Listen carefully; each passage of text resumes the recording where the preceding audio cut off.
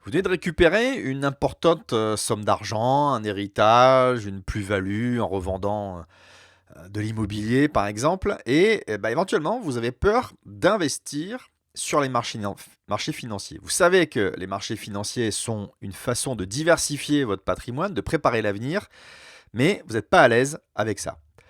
Aujourd'hui, je vais vous partager les stratégies que j'ai mis en place pour ne plus avoir peur en bourse et je les ai mises en place depuis que j'ai commencé à investir de conséquentes sommes d'argent sur les différentes bourses.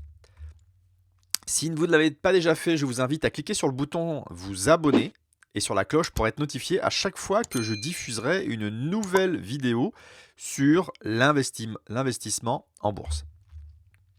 Alors, qui suis-je? Je suis Jérôme, j'investis en actions depuis le début de mes études, dans les obligations depuis 2016 et dernièrement dans les cryptos depuis 2019. J'ai découvert les risques de placer mon argent sur les places financières et je suis à présent serein malgré plusieurs centaines de milliers d'euros investis. Alors, ce qu'il faut savoir, c'est que depuis des années, mes connaissances me sollicitent pour savoir comment investir leur argent. Après, voilà, récupérer une somme conséquente, voilà, soit un héritage ou une revente, un bonus. Et d'ailleurs, certains répliquent des positions sur en particulier un de mes portefeuilles. Alors, attention, disclaimer, je ne suis pas un conseiller professionnel, je ne suis pas agréé, et si dans cette vidéo, je ne fais que partager mon opinion, mon retour d'expérience, ce que j'ai mis en place pour moi. Alors, dans cette vidéo, nous allons voir en premièrement définition et rappel sur la bourse, puisque comme je vais aborder des peurs, je pense que j'aurai particulièrement des débutants, ce qui est normal, hein, l'inconnu inquiète. Ensuite, je vais vous lister moi les différentes peurs que j'ai pu ressentir ou celles que je peux voir voilà, pour quelqu'un qui démarre dans l'investissement en bourse. Et puis, du coup, qu'est-ce que j'ai mis en place pour éviter ces peurs? Et à la fin, d'ailleurs, je vous partagerai la stratégie que j'ai commencé à mettre en place pour 2022. Ok? Alors, première partie, définition, rappel sur la bourse. Qu'est-ce que c'est que la bourse? C'est un marché où s'effectuent des transactions sur des valeurs mobilières ou des marchandises. Que ce soit la bourse aux bestiaux ou la bourse pour des actions, des obligations, des cryptos. Ça vient du Larousse. Ensuite, dans une bourse, vous pouvez accéder, acheter, acquérir, investir des différentes classes d'actifs. Donc on va commencer par la définir, une classe ou une catégorie d'actifs, c'est-à-dire de support, il y a un doublon là, de support d'investissement ayant des caractéristiques similaires. Les principales classes d'actifs sont l'argent liquide, les actions, les produits de taux, les obligations, les matières premières, les produits dérivés, l'immobilier, les pièces de collection. On verra qu'une partie des actifs dans cette vidéo. Alors, pourquoi est-ce que une société va faire appel à du financement, que ce soit de la part d'investisseurs privés ou d'investisseurs professionnels de la part d'autres sociétés? Ce qu'il faut comprendre, je vous ai fait un schéma, c'est qu'une société a besoin de financement soit au moment de sa création, soit pendant son développement. Elle a besoin d'investir, elle a besoin d'un capital, et donc elle a deux façons de faire appel à l'argent public et une façon une façon classique d'aller solliciter l'argent des banques. Donc, premièrement, si elle va faire appel à des investisseurs, que ce soit privés ou une personne physique ou une personne morale, un individu ou une autre société, c'est soit par l'emprunt, en émettant des obligations, soit la société va vendre des actions, une part de son capital, une action c'est une part de la propriété de la société, donc elle va aller solliciter les investisseurs et on va voir par la suite justement quelle est la différence entre l'obligation et l'action. Auprès d'une banque, c'est un emprunt bancaire, donc c'est assez proche d'une obligation envers investisseur privé, À part qu'il y a pas besoin, c'est comme, n'importe quel particulier, on va dire dans le principe, qui va aller, à sa banque pour faire un emprunt, que ça soit pour de l'immobilier ou, un prêt à un prêt à la consommation. Enfin voilà, on va voir la banque, elle nous fait un prêt, les conditions sont différentes pour une société, mais on va dire le principe général reste le même. Dans cette vidéo, oui, je fais des enfin des raccourcis. Je suis pas là pour donner, heu, toutes les nuances, je suis là pour qu'on ait les grandes lignes et qu'on s'entende sur les grands principes. Alors, les actions, pour aller plus en détail, une action représente le titre de propriété d'une part de société.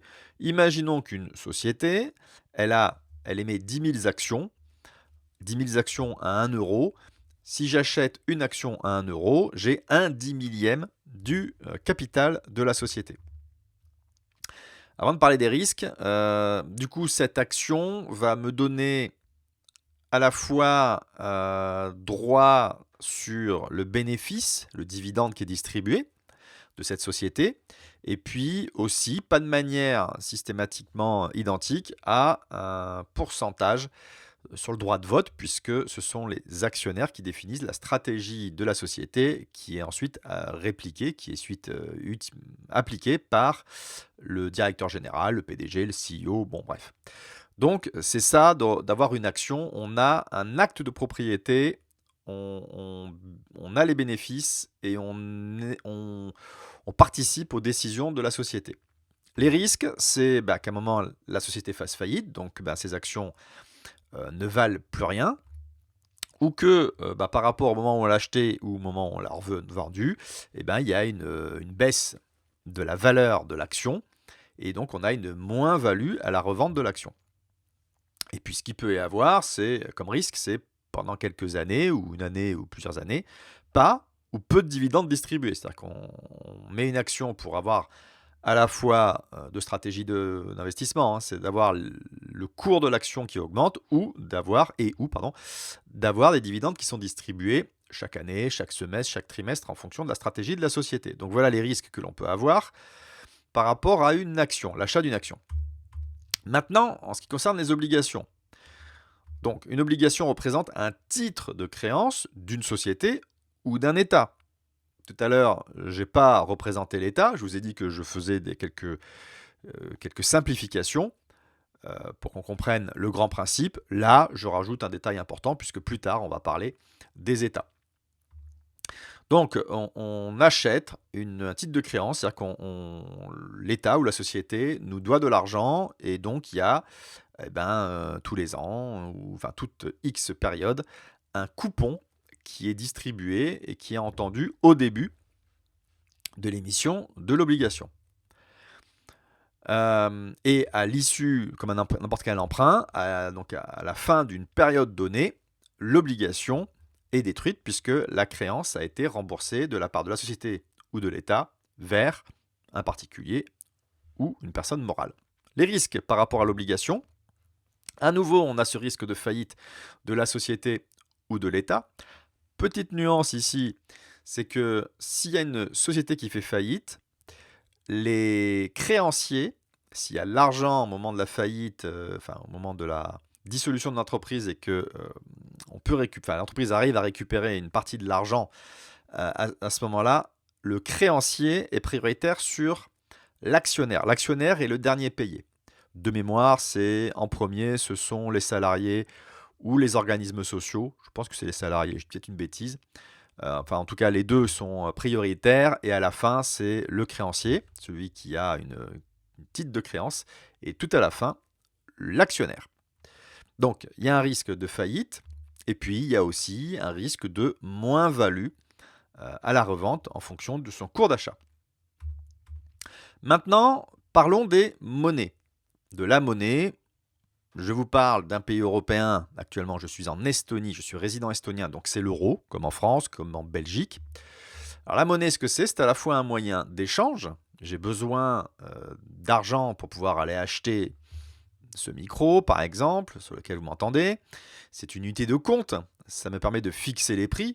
Voilà, j'ai de l'argent, j'ai des euros, mais je sais que je vais avoir besoin de 10 euros, 100 euros. Voilà, c'est une unité de compte.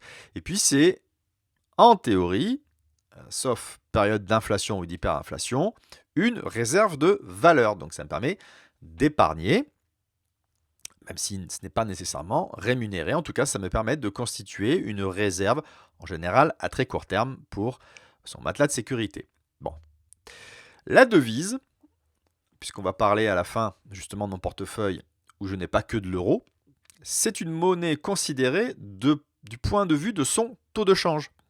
L'euro, c'est notre monnaie pour la plupart des pays européens.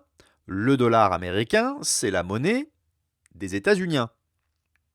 Bon, par contre, pour moi, le dollar donc n'est pas ma monnaie, mais c'est une devise. Et cette devise, je peux l'acquérir ou je peux la vendre en fonction d'un taux de change.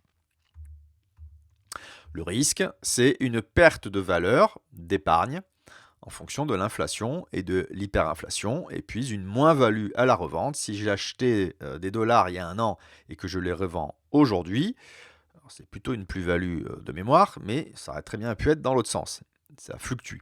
Là, comme on parle de risque, je n'ai pas parlé des plus-values. Les cryptos, rapide sur les cryptos, c'est une monnaie digitale. C'est-à-dire que ça devrait avoir la même fonction qu'une monnaie, mais de manière digitale, décentralisée. Je ne vais pas donner tout le détail ici. Ce que je voudrais juste dire pour ceux qui ne sont pas à l'aise avec la crypto, rappelez-vous la fin des années 90, Internet. Moi, j'ai découvert Internet pendant mes études aux États-Unis en 1994. Oui, ça ne me rajeunit pas.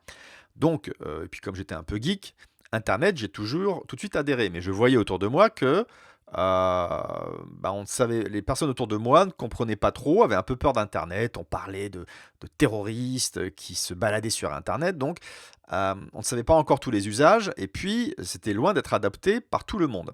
Jusqu'à la fin des années 90, début des années 2000, où là, franchement, il y a eu un raz-de-marée de l'utilisation d'Internet. Et aujourd'hui, c'est notre quotidien. Qui n'a pas Internet? Levez le doigt. Donc tout comme Internet à la fin des années 90, la crypto, c'est une technologie qui est créée aujourd'hui sans que toutes ses utilisations n'aient été complètement explorées, comme Internet fin des années 90, et pour l'instant pas encore adoptée par le plus grand nombre. Donc c'est un gros résumé. Les risques, perte de valeur d'épargne, voilà, il y a eu une bulle Internet, des actions Internet qui ont explosé à la hausse avant d'exploser à la baisse. Donc c'est le risque qu'il peut y avoir sur les crypto-monnaies. Grand risque de chute de la valeur des cryptos. Et il n'y a pas une année sans qu'on ait des baisses à la journée de plusieurs pourcents. Et à la semaine de dizaines, vingtaines, enfin voilà, des gros pourcentages de pertes. Donc un gros risque sur les cryptos. Et puis de la même manière, moins value à la revente. Donc ça, c'est la liste des risques. Maintenant, alors c'est pas FOP, c'est FCP. Alors, les SICAV et les FCP. Donc ça, c'est des fonds. SICAV, c'est société... société... Tiens, j'ai un petit trou de mémoire à capital variable.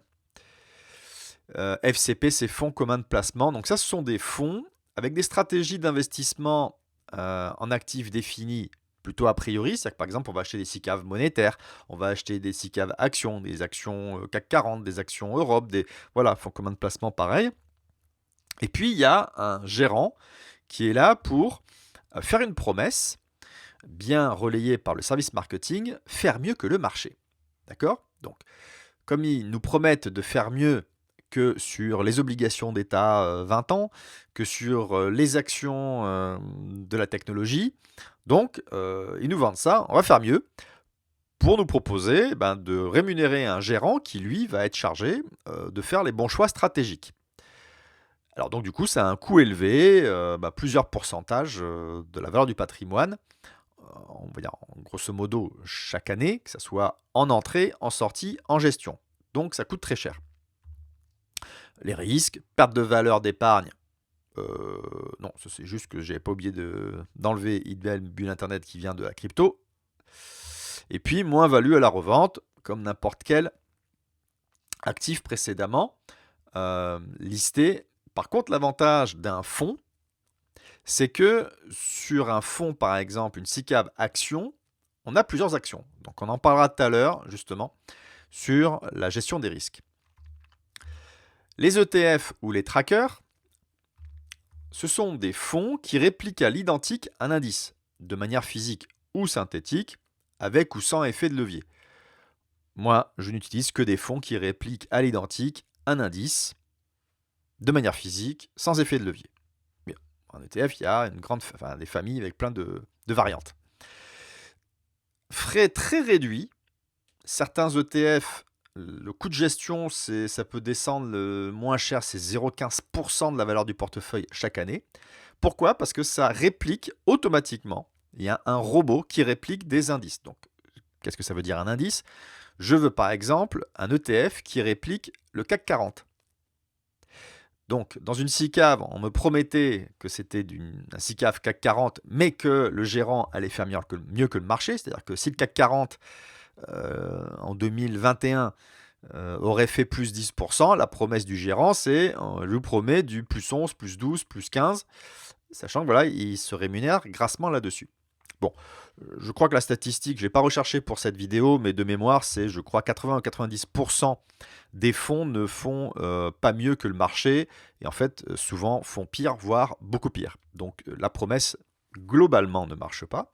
Il y a certains fonds qui y arrivent, et quand ils y arrivent, ça dure quelques années avant de retomber dans le panier moyen. Donc l'ETF, l'avantage, c'est que ça réplique à l'identique un indice. Ça fait pas mieux, mais ça fait pas moins bien. Et surtout, c'est que chaque année, ça fait pareil. Et donc, c'est un robot derrière, et un robot, il n'est pas gourmand, il n'a pas besoin de rémunération trop importante. Il n'est pas syndiqué, il n'a pas besoin d'aller se payer des vacances. Bon, allez, on continue. Les risques, perte de valeur et moins-value à la revente. Maintenant qu'on a vu les différents actifs, pareil, petit rappel ou définition, on va parler des contenants. Alors, qu'est-ce que c'est qu'un contenant? Imaginez que vous stockez de la nourriture pour des années. Voilà, vous voulez stocker de la nourriture pour 5 ans. Vous avez besoin, pour le stocker, votre nourriture, de 2 éléments. Le contenu, l'ingrédient à stocker. Oui, je veux dans 5 ans manger des cornichons, manger de la choucroute. Je veux dans 5 ans manger des fruits que j'ai mis dans une conserve. Donc j'ai le contenu, l'ingrédient, mais j'ai aussi le contenant. Ah, faute d'orthographe là. Dans quoi le stocker?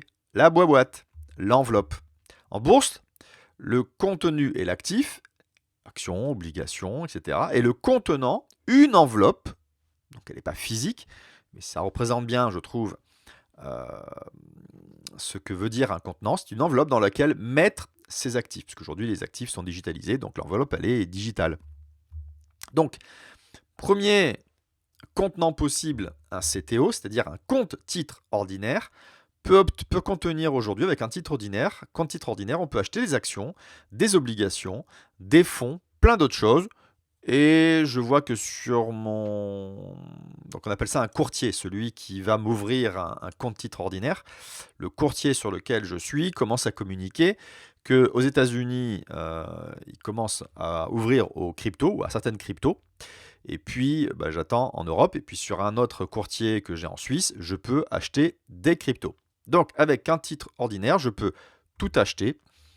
La liste exacte dépend de son pays de résidence et du courtier.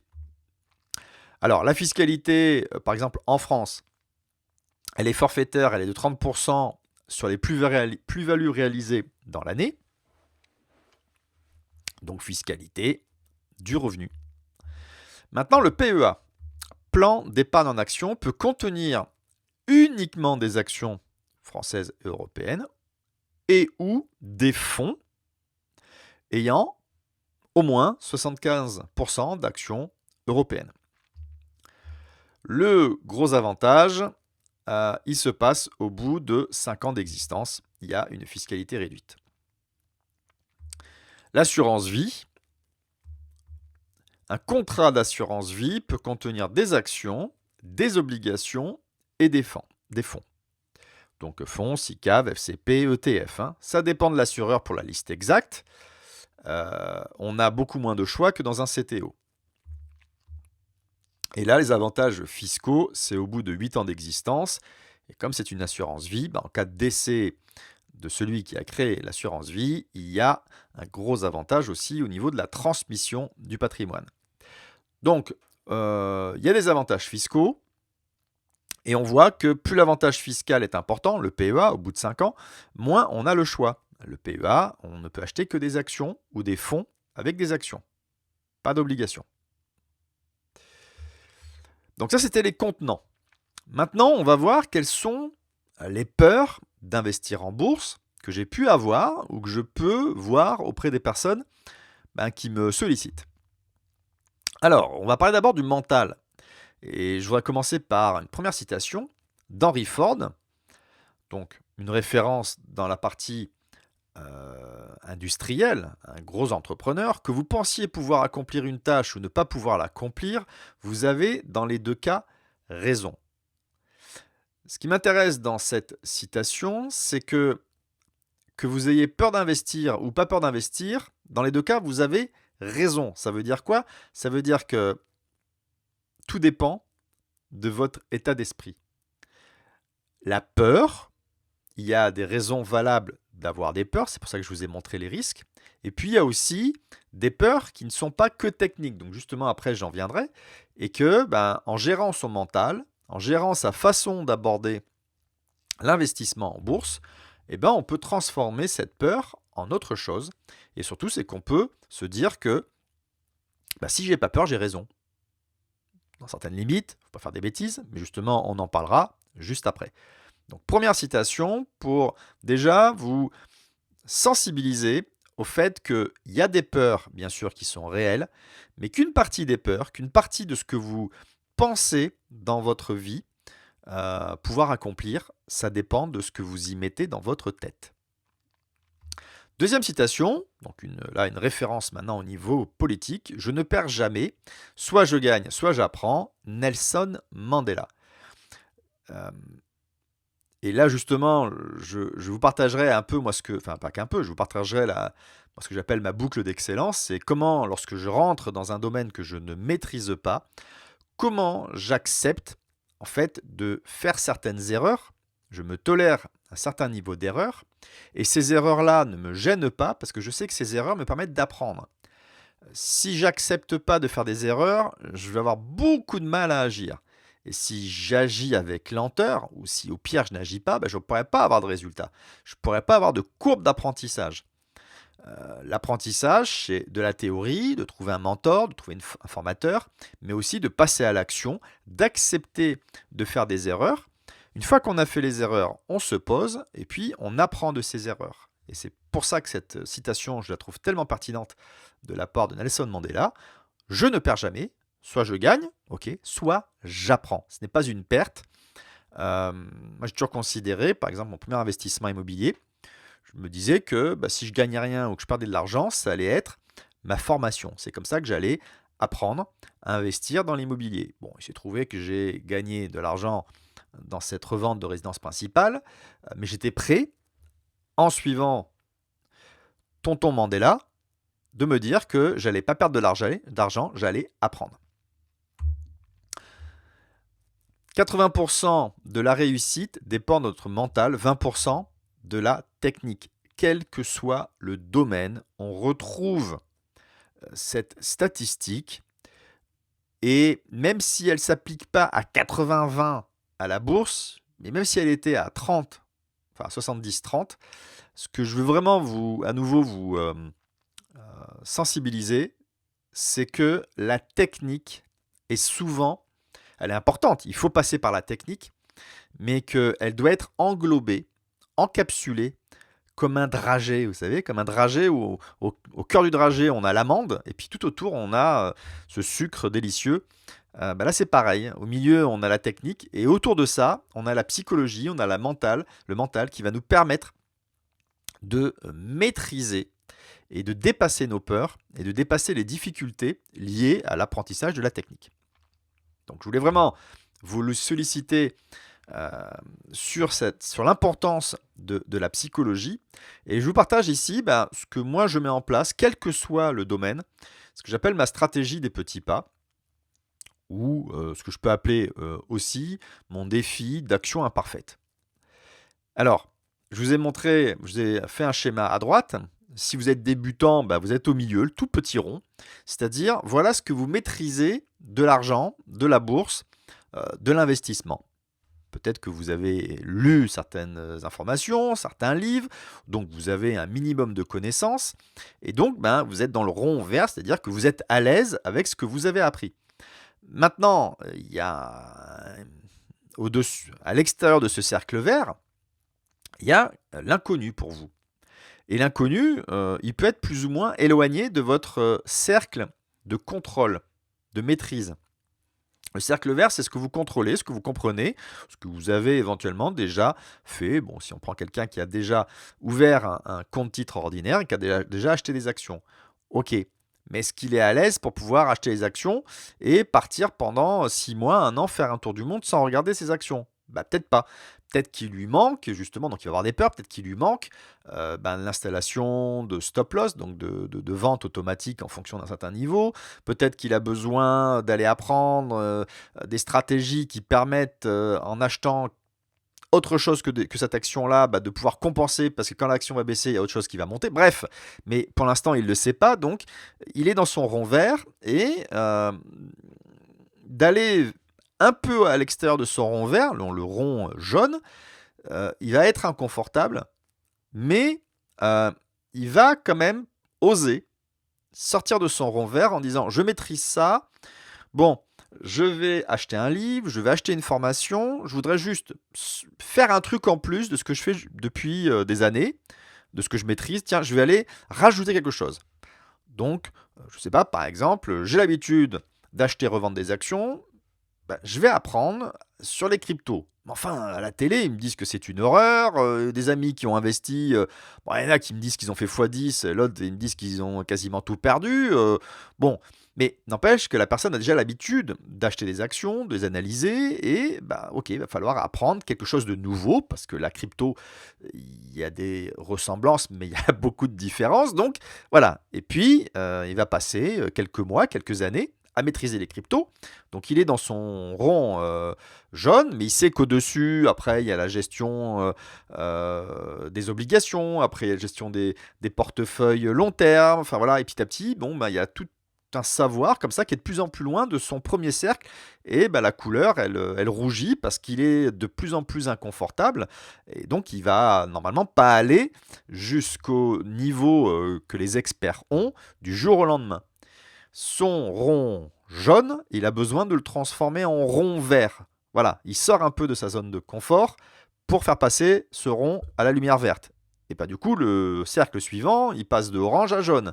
Et le plus grand, il passe de rouge à orange, etc.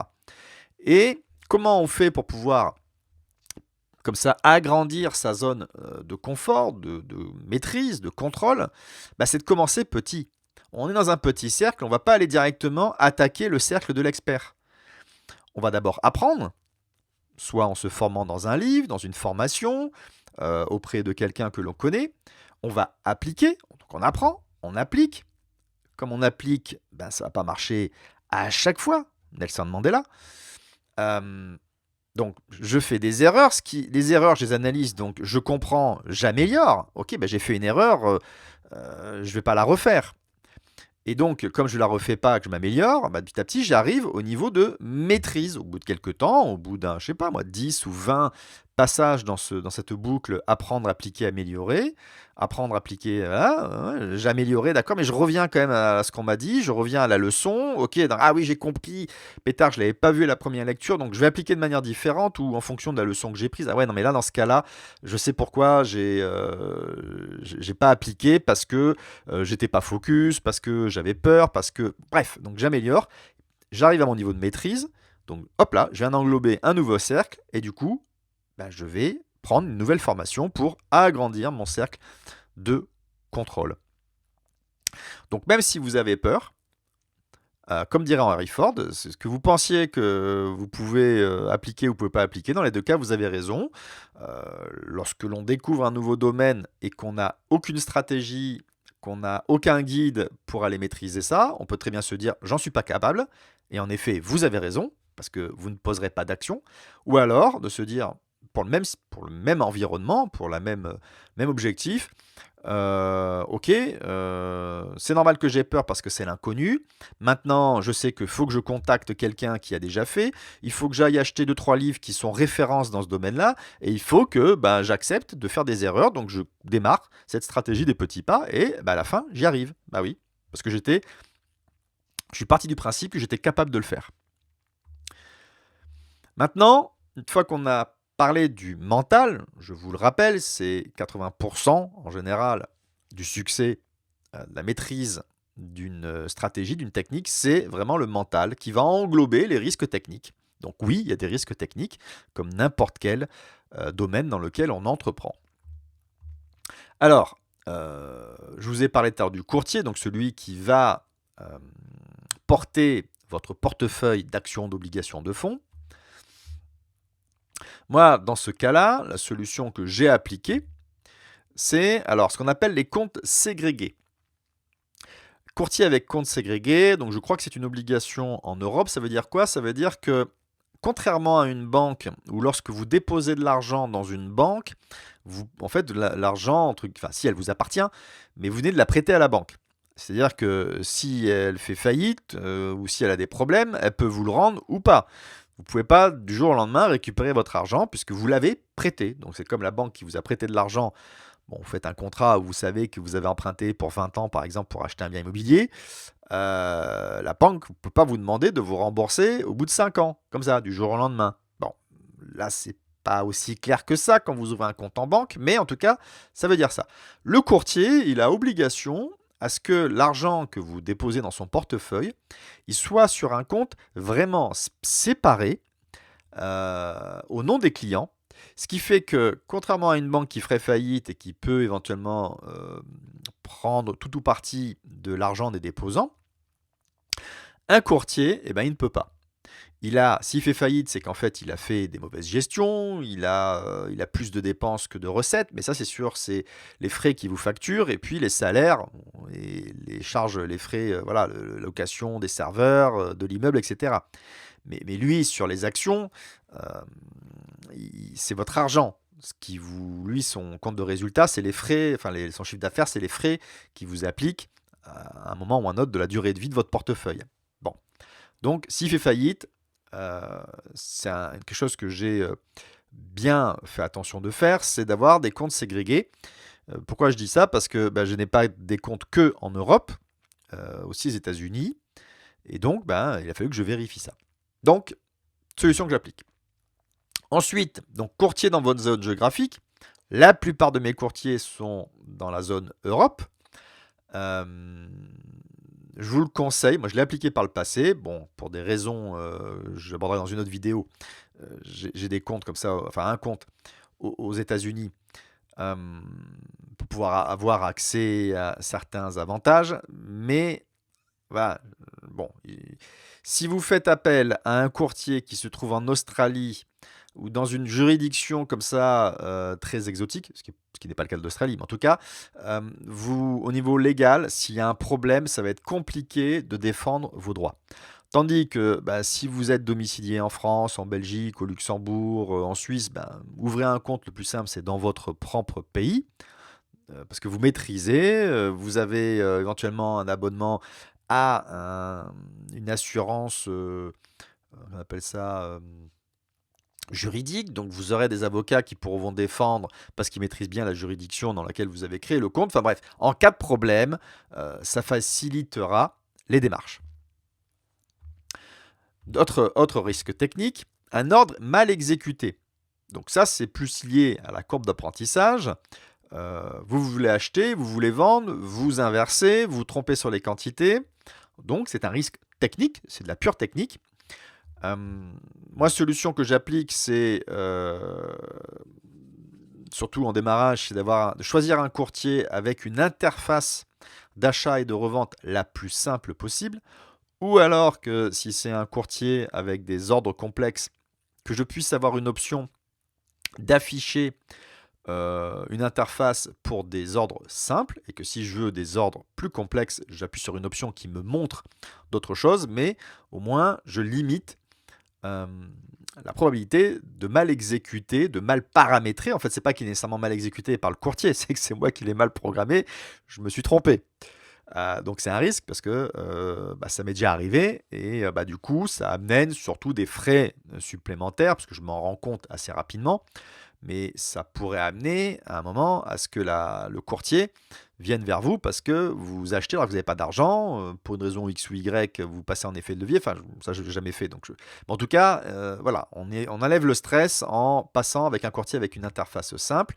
Et puis moi, pour mes ordres complexes, je me suis créé un aide-mémoire pour me dire, OK, c'est une stratégie d'achat à la condition que, de revente à la condition que. Il y a quelques minutes, je vous parlais de stop loss.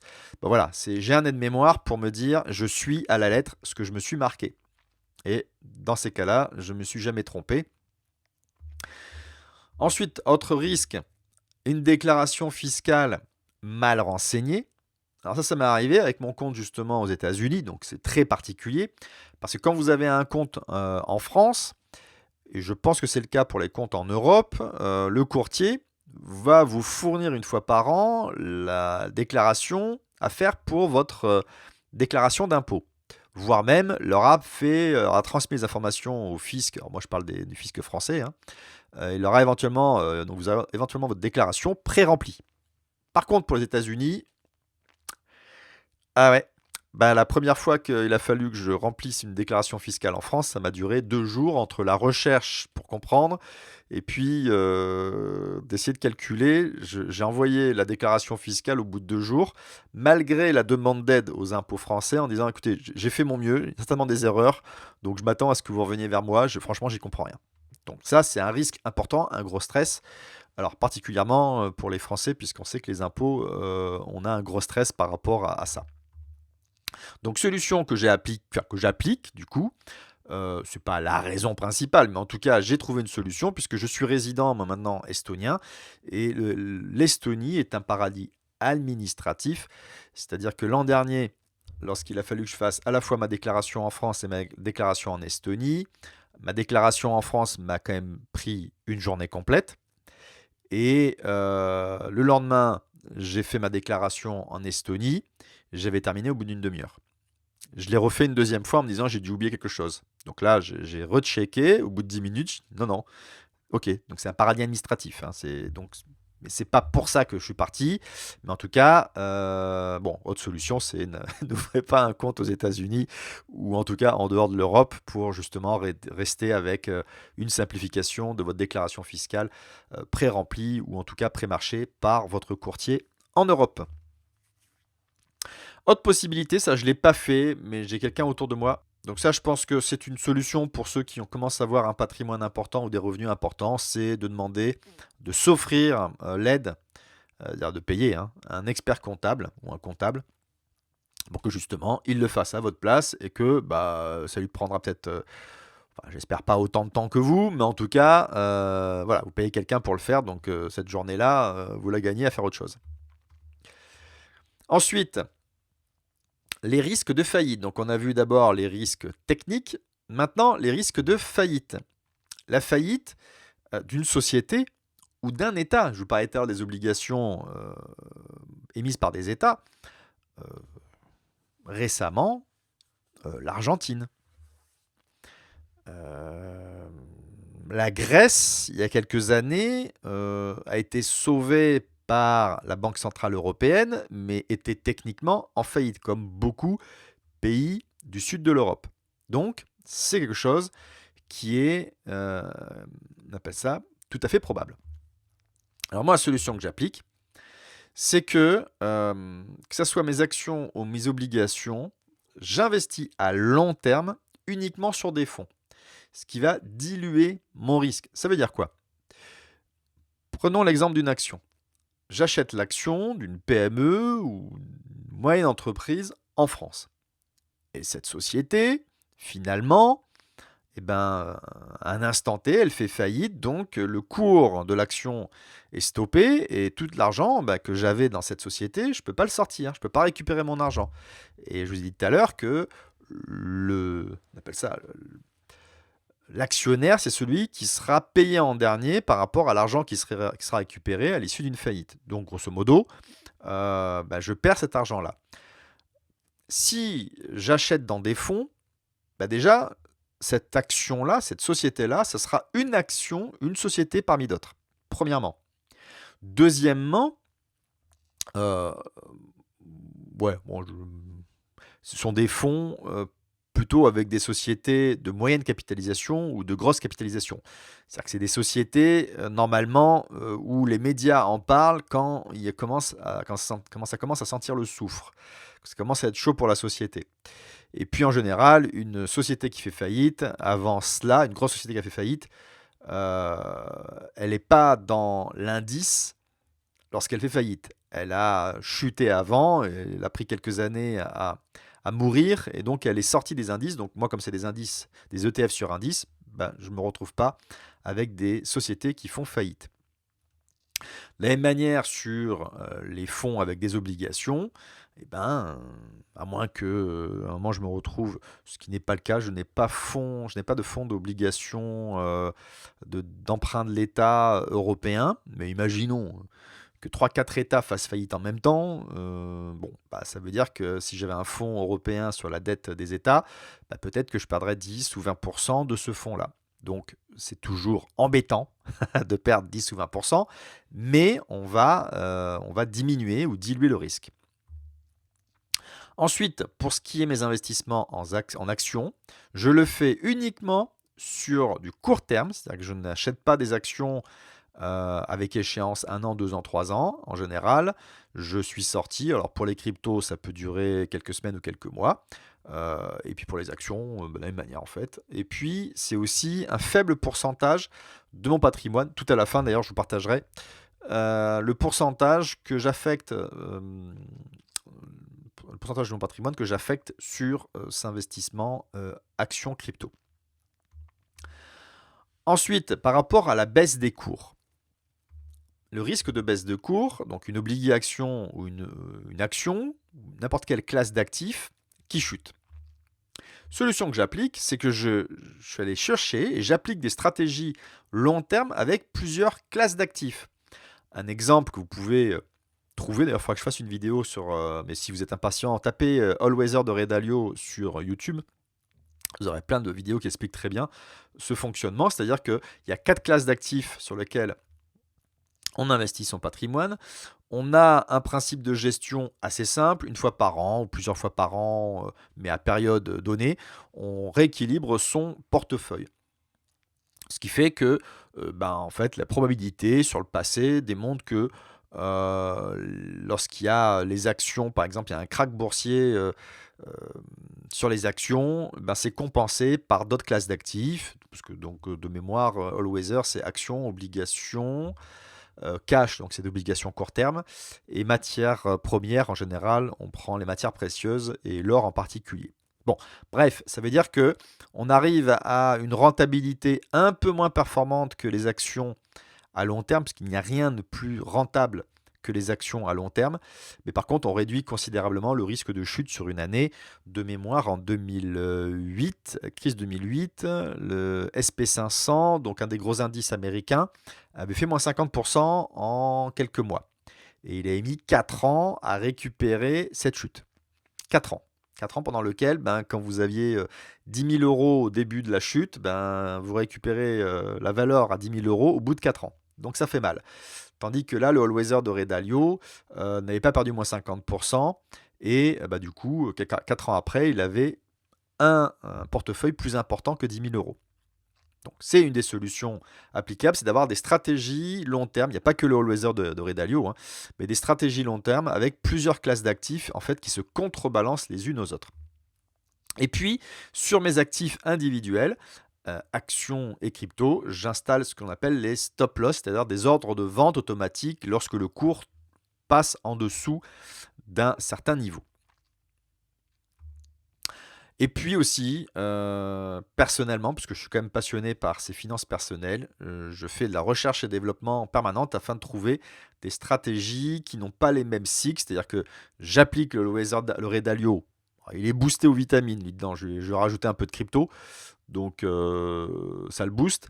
Mais j'ai un autre portefeuille, je vous en montrerai par exemple le résultat là, Et puis, en fait, en permanence, j'essaie de trouver des portefeuilles comme ça qui n'agissent pas, qui ne baissent pas historiquement, hein, quand on analyse le passé, qui ne baissent pas tous en même temps. C'est-à-dire qu'il y en a un qui va baisser, l'autre qui va monter, ce qui fait que mon portefeuille global, mon patrimoine financier, je le protège de ce risque de baisse de cours avec ces trois stratégies-là. Maintenant, lorsqu'il y a un crack important, c'est-à-dire que un actif ou l'ensemble des actifs chute très lourdement. Alors dans ce cas-là, solution que j'applique, c'est une des stratégies moi que j'ai justement à l'issue de ma partie R&D. J'ai trouvé une stratégie qui historiquement, donc en 2008 et aussi en 2020, là, lorsque le crack Covid à moins 20%, donc c'est des stratégies qui résistent au crack. Non seulement, j'en parlerai plus en détail après, elle a une très bonne rentabilité annuelle, mais lorsqu'en 2008, le SP500 il avait chuté de 50%, cette stratégie, au moment où le SP500 était à moins 50, mon patrimoine, cette stratégie-là, aurait été à plus 0, moins 0%. Ça a un peu évolué, mais c'est jamais descendu en dessous de la valeur du patrimoine, du portefeuille, au début du crack du SP500. Autre stratégie que j'applique, c'est je répartis mon patrimoine sur plusieurs stratégies ayant des ratios bénéfices-risques différents. J'en parlerai un petit peu plus après, mais c'est vrai que je vous donne quand même beaucoup d'éléments, je ne peux pas rentrer dans le détail. Mettez-moi dans les commentaires au fur et à mesure des choses que vous voudriez que je clarifie. Surtout que j'aille plus, clarifier s'il y a des choses que vous ne comprenez pas, et puis des points que vous voudriez que j'aborde plus en détail, plus en profondeur. Et à ce moment-là, ça me donnera des idées et l'envie de vous faire ces vidéos-là, que je fais avec plaisir, mais qui me prennent du temps, de la recherche, donc que je sache exactement qu'est-ce que la communauté apprécie là, actuellement de connaître. Maintenant, le risque de devise. Le risque de devise, je le prends aussi en compte dans mon portefeuille. Alors, une monnaie ou un ensemble de monnaies qui fluctuent entre elles et peuvent avoir un impact sur le pouvoir d'achat. Clairement, ok, moi je suis en zone euro. L'euro évolue beaucoup avec le dollar depuis. Alors, quand on reconstitue l'euro, moi je me rappelle quand j'étais étudiant que j'étais parti aux États-Unis. Je crois que grosso modo, l'euro-dollar devait être 1,50 €. Voilà. À un moment, l'euro-dollar est allé toucher le 1, parité. Et puis là, on doit être, à l'heure où j'enregistre la vidéo, on doit être à 1,12, 1,13, enfin bon, plutôt proche de la parité. Donc il y a des risques de devise année après année, on a une évolution de son patrimoine, donc de son pouvoir d'achat. Moi, quand je suis allé aux États-Unis, j'avais un gros pouvoir d'achat. Si à parité, je vais pouvoir acheter 50%, un tiers de moins de choses que quand j'étais à 1,50 €, en équivalent 1,50 €. Donc, solution que j'applique, c'est que je répartis mon patrimoine entre plusieurs devises. Mes actions, mes obligations, mes ETF, parce que c'est en ETF essentiellement que je suis investi, en crypto, je fais en sorte, je donnerai le détail un peu plus tard, d'avoir plusieurs devises qui sont représentées. Donc l'euro, le dollar, autre, parce que je dois avoir du yen japonais, la livre sterling, la couronne norvégienne et peut-être encore une quatrième autre devise. Alors, maintenant qu'on a vu les risques, comment investir avec ces peurs? Comment investir en 2022? Moi, je vous donne un peu, voilà, je vous ai expliqué quelles étaient les stratégies pour gérer la peur, donc la stratégie mentale et puis techniquement les risques qui pouvaient exister. On va rentrer dans le détail sur des solutions possibles d'investissement. Alors, moi, c'est des stratégies que j'ai mis en place suite à des formations que j'ai prises. Je dois être à près de peut-être 10 000 € de formation que j'ai acquis sur plusieurs années. Et puis, mon retour d'expérience, les petits pas que je vous ai expliqué tout à l'heure, ou mon cercle d'apprentissage, mon cercle d'excellence. Alors, ce qu'il faut savoir, c'est qu'il existe une corrélation forte entre le niveau de risque d'un actif et le potentiel de hausse. Clairement, les cryptos, il y a un potentiel de hausse énorme et le risque, il est lié avec ça, il y a une corrélation. Les obligations, c'est plutôt à l'opposé, il y a un potentiel de hausse limité, mais un risque aussi qui est très limité. Donc, après apprentissage, corrélation forte entre temps investi et niveau de rémunération. Oui, qu'est-ce que je voulais j'étais en train de me dire: «Mais qu'est-ce que je voulais marquer?» Oui,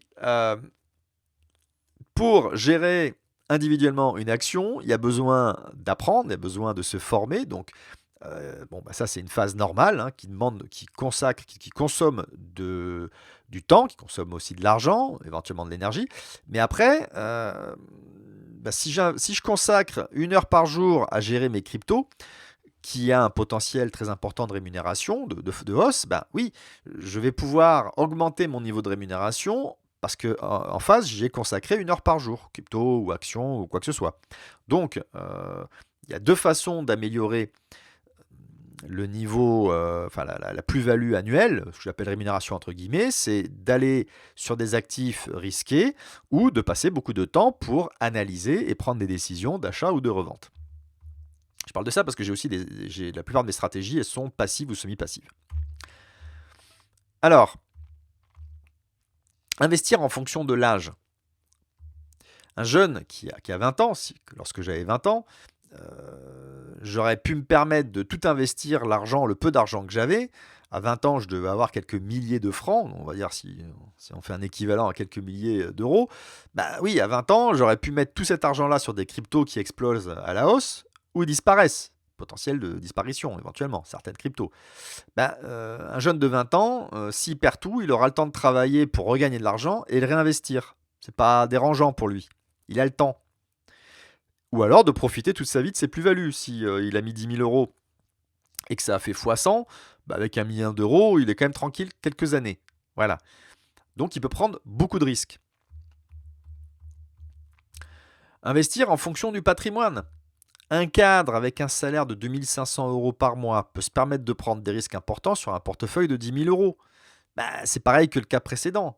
C'est pas une question d'âge, c'est une question de patrimoine. Si j'ai 10 000 euros et que j'ai des revenus, si je passe de 10 000 à 5 000, alors bien sûr, c'est pas 5 000 divisé par 2005, je rembourse pas en 2 mois mon patrimoine.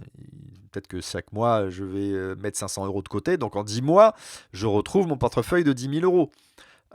Maintenant, si j'ai un patrimoine d'1 million d'euros et qui chute de 50% à 500 000 euros, et que j'ai, bon, je parle pas de l'âge, voilà, mais que j'ai toujours ces 2 500 euros par mois, bah, 500 000 euros récupérés par 500, bah, je crois que ça fait 1000 mois. C'est pas du tout pareil là. Ça me paraît beaucoup, 1000 mois. J'ai dû me tromper.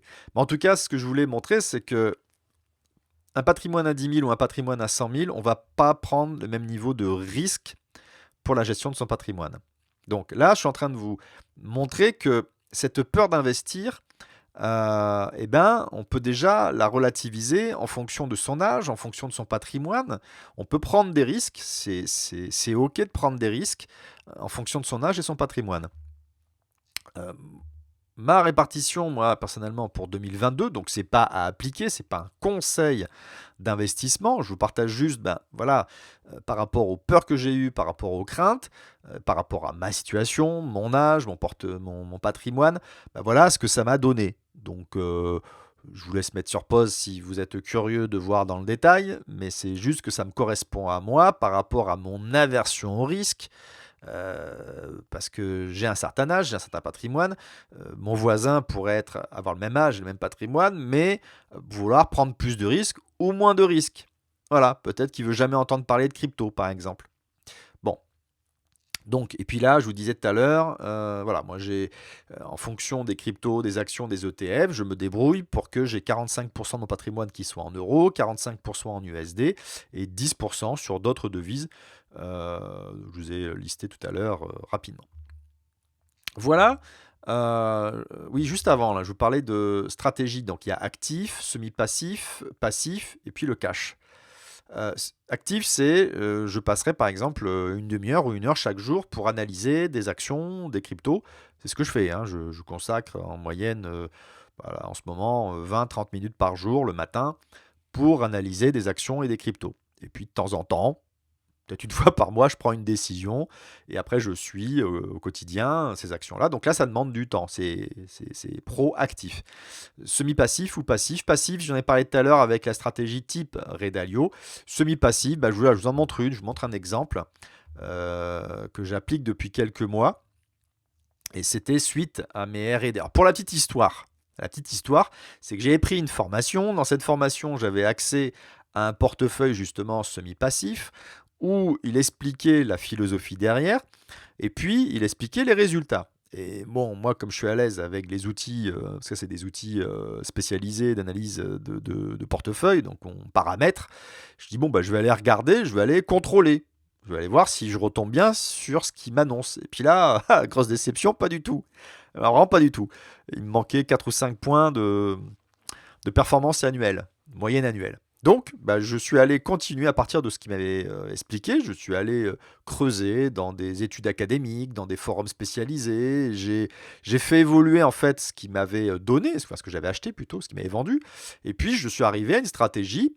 Voilà, je vous la montre là alors ça c'est ce qu'on appelle un backtest, c'est-à-dire que j'ai pu récupérer les données depuis janvier 2006, donc ça fait 15 ans, puisqu'on est fin 2021. Et en rouge, c'est le SP500, je vous parlais tout à l'heure du SP500, donc on voit la grosse chute autour de 2008, ben voilà, ça c'est les effets de la crise des subprimes. Et puis on voit une petite chute à droite, là, ça c'est l'effet Covid. Et ben, on voit que ça, c'est mon portefeuille anti-crise, c'est-à-dire que lorsque en 2008, le SP500 a fait moins 50%, ben, mon portefeuille, lui, il était à l'horizontale. Et par contre, en 2021, là, c'était avril 2021, lorsque le SP500 a fait moins 20%, ben, mon portefeuille de mémoire, il a fait plus 20%. Voilà, donc c'est pour vous montrer que mais par contre, c'est une fois par mois où je lance des calculs et je dois changer de position ou pas d'ailleurs, pas systématiquement, mais ça me donne 17% en moyenne annuelle. C'est-à-dire si j'avais mis 10 000 euros en janvier 2006, ça veut dire qu'aujourd'hui j'aurais fait x12,5 au lieu de x5 avec le SP500. D'accord? Mais il y a quand même des risques, c'est que, alors là, je suis assez chanceux quand même, c'est que worst year, si vous voyez en anglais, c'est-à-dire que sur une année complète, il n'a jamais été en négatif, ce portefeuille. Par contre, le max drawdown, voilà, ça c'est vraiment l'analyse de risque que je prends, c'est-à-dire sur quelques mois d'affilée, mon portefeuille a fait moins 15%, qu'il a après récupéré, puisque l'année la plus mauvaise c'est 1,65 et la meilleure c'est 50%. Donc voilà, c'est ces types de portefeuilles sur lesquels moi je fais de la R&D, je fais de la recherche et ce que j'appelle ma stratégie semi-passive, pour vous donner un peu un exemple. Voilà, alors d'ailleurs, si vous voulez continuer la discussion, j'ai ouvert l'accès à la possibilité en fait qu'on ait un rendez-vous téléphonique avec moi, et puis plus tard, il y aura certainement un membre, il y aura une équipe qui sera constituée. Donc c'est le lien dans la description, vous pouvez cliquer et puis continuer la discussion avec moi. Si vous voulez par exemple répliquer. D'ailleurs le lien, je l'appelle, si vous voulez juste avoir un rendez-vous, vous cliquez, il y a un petit laïus parce qu'en fait c'est pour répliquer ce portefeuille-là où en fait on peut postuler. Donc si ça vous intéresse, vous prenez rendez-vous et si vous voulez continuer la discussion basiquement sur sur la finance, sachant que je ne suis pas un expert, hein, voilà, c'est pas ma profession. C'est mon intérêt de faire grossir mon patrimoine pour préparer ma retraite. Autre chose, cadeau. Si vous souhaitez commencer à prendre le contrôle de vos finances personnelles, je vous offre une formation complète qui s'appelle le générateur à cash flow pour financer ses projets sans faire ses comptes. Alors au début, il faut un peu les faire, mais après on automatise quasiment, à moins que vous soyez dans un cas précis qui est le mien. Vous pourrez tout automatiser. Donc là, c'est le deuxième lien dans la description. Vous cliquez. C'est un espace de formation privé parce cette formation a été vendue à une époque. Donc il faudra juste que vous renseigniez votre email pour après recevoir par email vos codes d'accès. Dans cette prochaine vidéo, justement, je vais vous expliquer comment créer le meilleur portefeuille d'investissement en ETF pour 2022. Donc vous pouvez cliquer sur ce qui apparaît en haut de l'écran ou dans le lien dans la description de cette vidéo. Alors si cette vidéo vous a été utile, pensez à vous abonner à la chaîne si ce n'est pas encore fait ou à la partager en cliquant sur la flèche en haut ou en dessous de cette vidéo. Ça dépend si vous regardez sur un ordinateur ou sur un smartphone ou une tablette. Pensez aussi à cliquer sur la cloche pour être notifié dès que je vais sortir la prochaine vidéo. Donc, comment obtenir la meilleure rentabilité en 2022 tout en ayant un niveau de risque mesuré? La réponse, bah, tout de suite. Si vous cliquez, vous pouvez regarder la vidéo et bah, on continue la discussion ensemble. À tout de suite.